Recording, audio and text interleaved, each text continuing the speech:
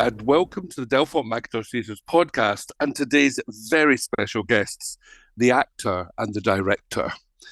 If I were to tell you he is a Shakespearean master, he's been Gandalf in Lord of the Rings, Magneto in X-Men, yes, you've got it, it's Sir Ian McKellen.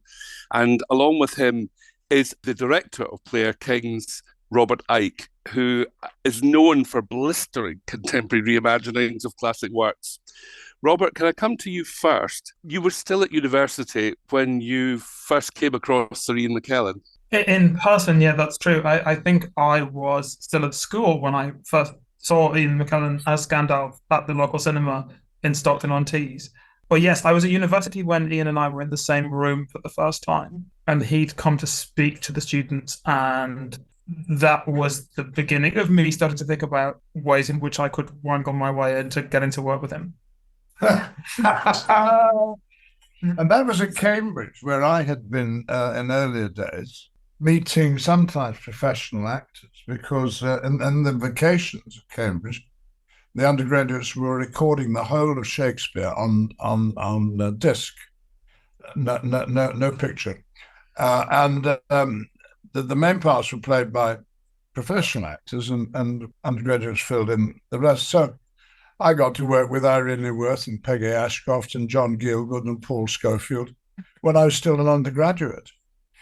And I suppose the same thing must have been for you, that you thought, oh, there's someone who actually earns a living doing what I enjoy doing in my spare time. And I've never thought the difference between amateurs and professionals was quite as strong as you might think. What brings us all together is enthusiasm for telling stories on a stage, really. Well, the telling of this story, Robert, obviously cut to 2017 and you're meeting with Sir Ian at the Almeida, is that right? When you were talking about the idea of doing this production based on the Henrys. Could you just tell us about that moment? Well, I mean, for me these days, I kind of get excited about working with a particular person, which I think is the opposite way around to the way a lot of people imagine it, in that they think writers go around with a bucket list of plays and then try and squash people into those plays. And I guess for me, it's always really been the opposite. I mean, I didn't really want to do Hamlet particularly until I met Andrew Scott and started to talk to him and think about what we might do.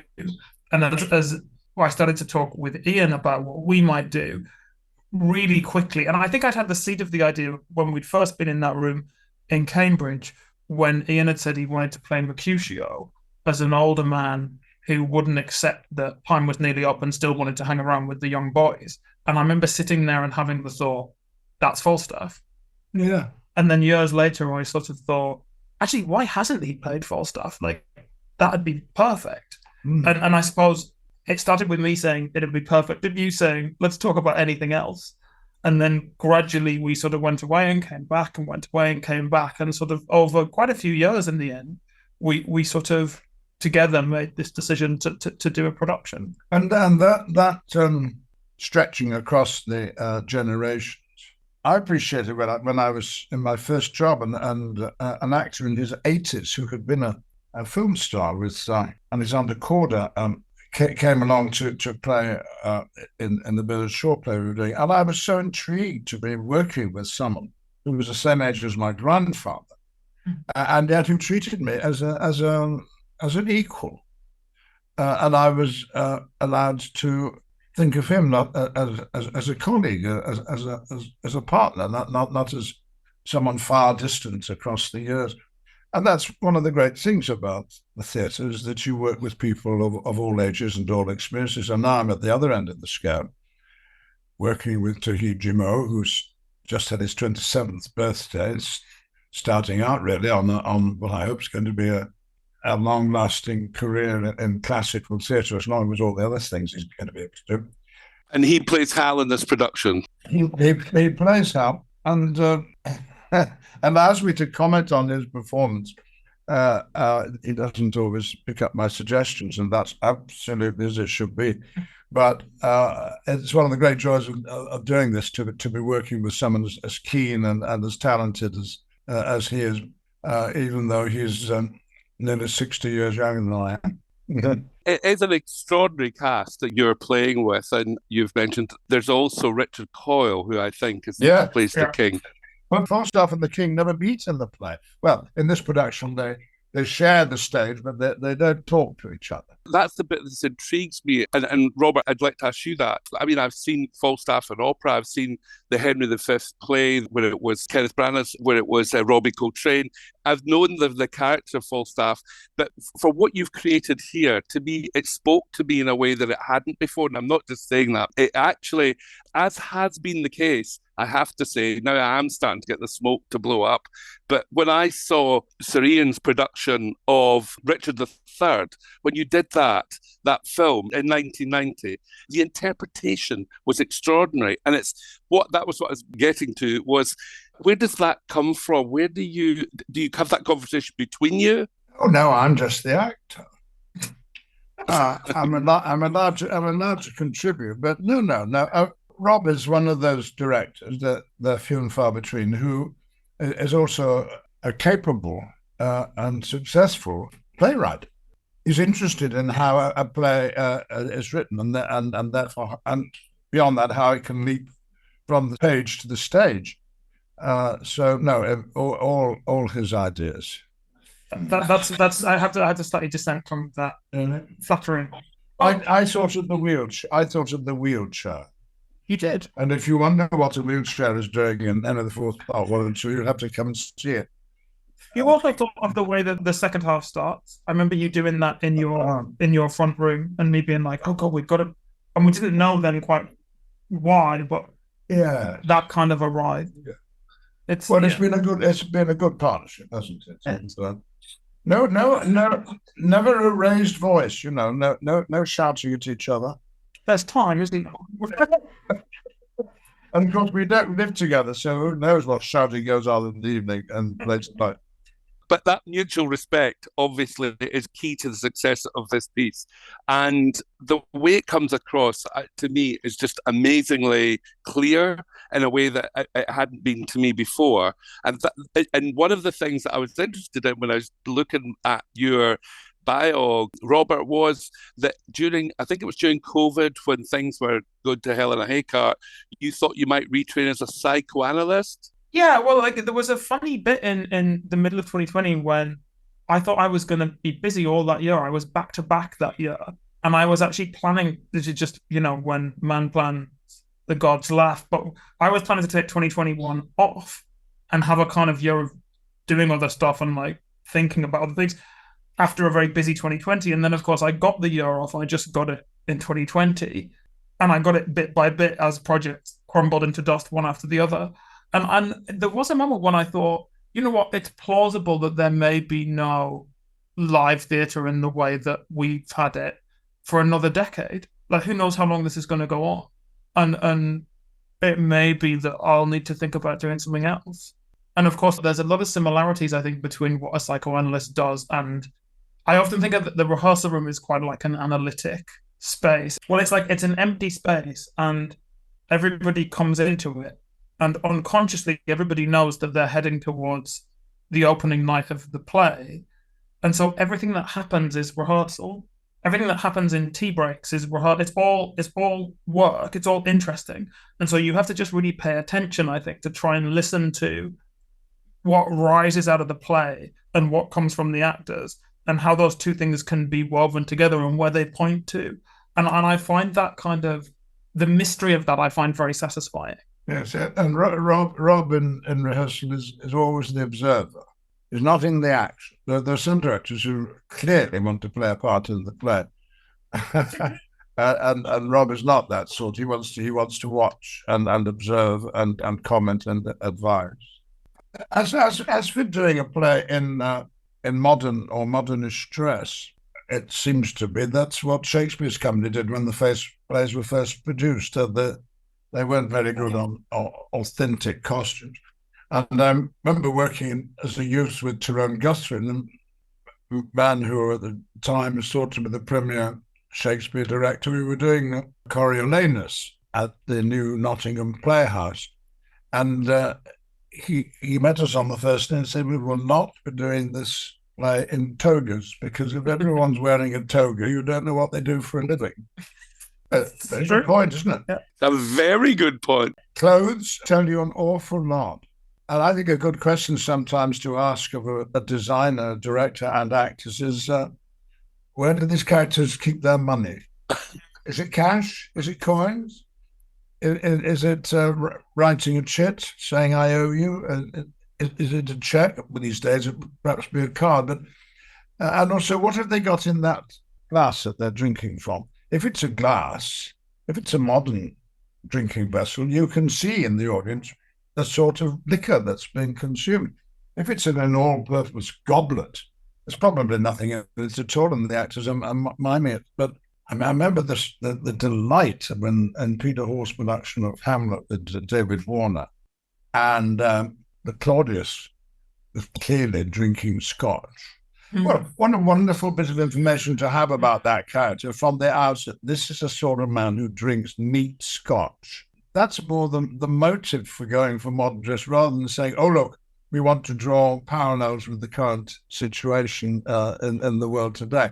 And it would be very misleading if anyone came to see Tahib playing Prince Harry and think that our own Prince Harry has anything to do with this story at all. No, he doesn't really. No, well, that could be determined. The collaboration, though, with the designer, you've had many collaborations with Hildegard Beckler. Could you tell us about those collaborations and obviously what Ian was saying there in terms of how that works with the production? It's almost like another person or on the stage, isn't it? What ends up being the set. I'd come at it from a different direction and sort of, if you think about the play as something which is going to keep growing from the moment of the first reading all the way through till the final performance in Newcastle, you're trying to make something that has space in it to move and grow and put down roots and sprout leaves and sort of do all sorts of things, but that it's an organic thing rather than a fixed thing. And so I'm entirely with Ian in that I think historical costume in Shakespeare plays often can just be a bit deadly because the audience is always in the modern day, and that it seems to me the bigger problem with Shakespeare is trying to collapse the distance between the play and the audience rather than increase it. You want the characters to be in their own clothes, not to be in fancy dress. That's right. They're not after all going out to a fancy dress party. They're living. This is them living, yes. Well, and then the set becomes a kind of like an animal enclosure. It's kind of a place for the play to run around in, rather than a series of static pictures or a kind of conceptual idea. It's much more about trying to make a sort of like a zoo enclosure that gives it all the things it needs to survive and grow. Then that's much more the way it evolves. And you'll kind of go, we'll be great for that, but we've got to do a battle and we've got to go over there, we've got to do a bedroom. And you sort of start to just read the play a lot and try and listen to what it's asking for or what it feels like it might need. And that's where your collaboration with Hildegard is so important, because you get each other in terms of what you're trying to achieve. Yeah. The first day of rehearsals, I mean, when I looked up the Google, it said that there were 1.6 million responses, or results rather, for Sir Ian McKellen. When you go into rehearsals, do you feel you come with a sort of, what was it the Indians call it, darshan, this sort of world shine, and the rest of the cast? I mean, and that's partly a question to Robert as well, because you arrive as Sir Ian McKellen, and that can be quite a formidable thing to get through from your own point of view as well, because you want to just be one of the team. Theatre actors need audiences, and if there isn't an audience, there's no point in putting on the play.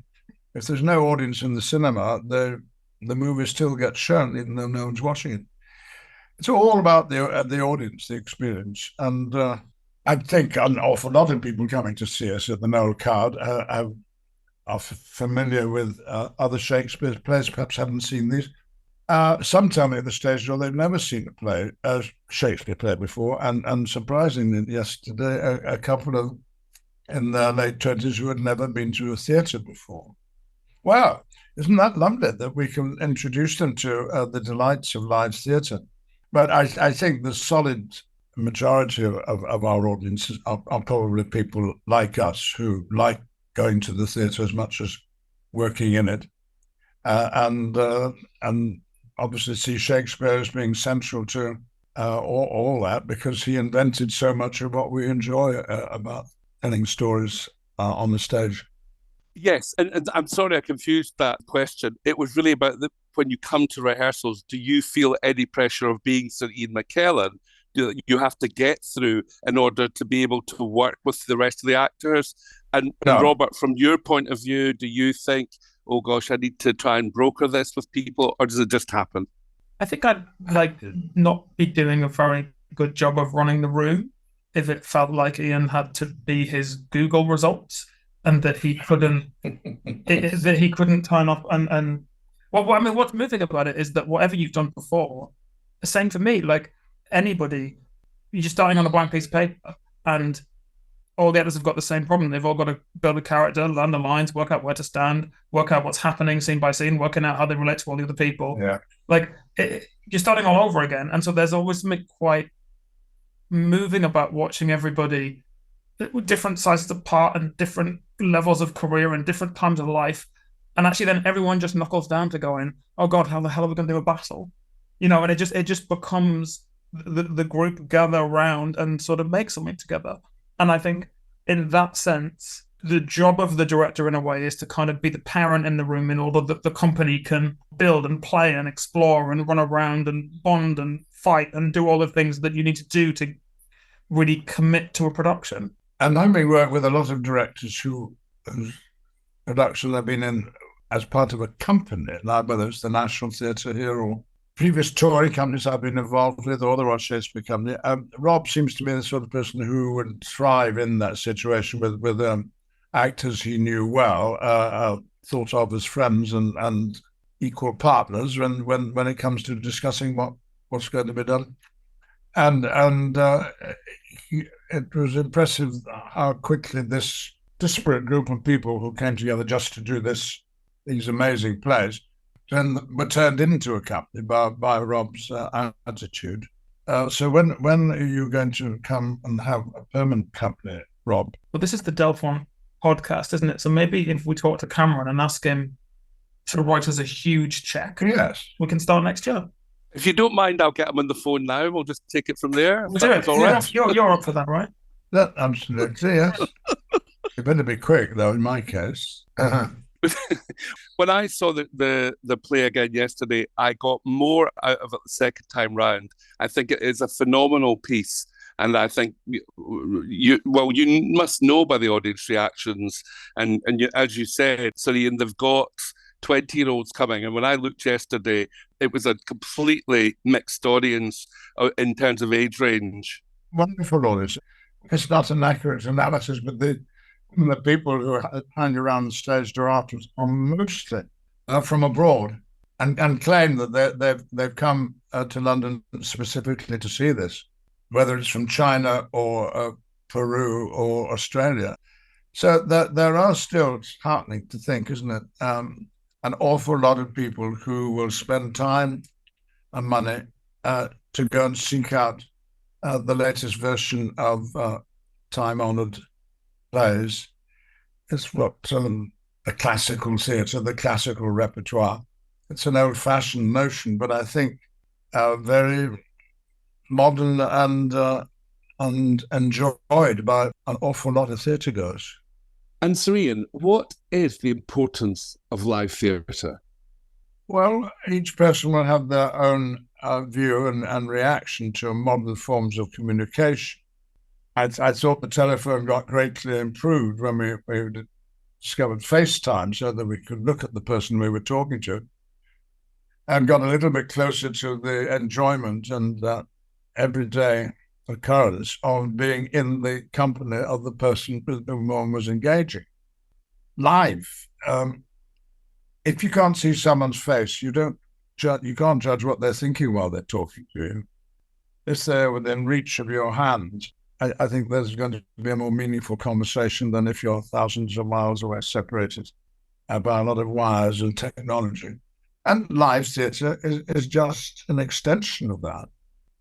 You ask anyone who likes football, would they rather watch football on the terraces or from the sofa?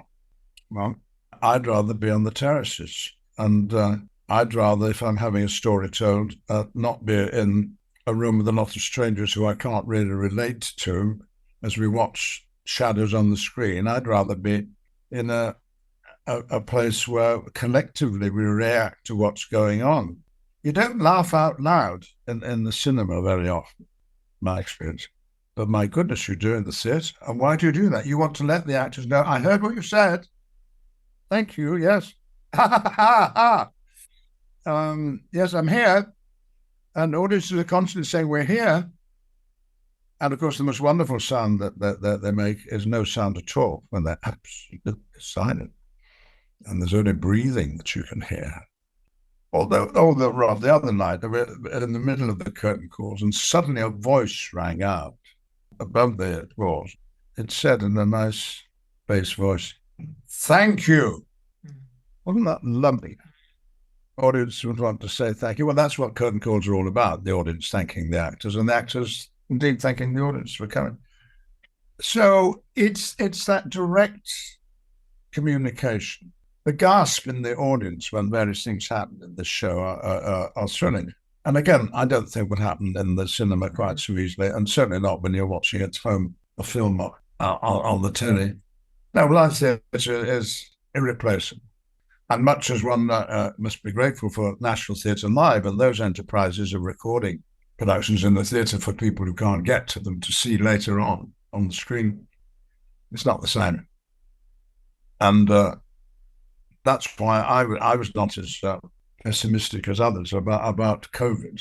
You know, Shakespeare's own theatre was constantly being shut down by the plague. And during one break, I think he wrote Macbeth, Coriolanus, and King Lear. That's how he spent his time.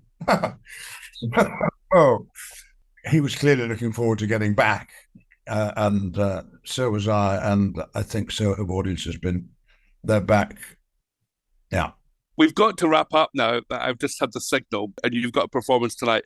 I want to say a big thank you to you both, because I know that your time is precious, and that has been a fantastic insight into Player Kings, which runs until the 22nd of June. And then, of course, later on this year, Mr. Icke will be back next door to the Wyndham Theatre with a production, and we look forward to seeing you there. And wish you both well with the rest of the tour after you leave the No Coward. Thank you both very, very much.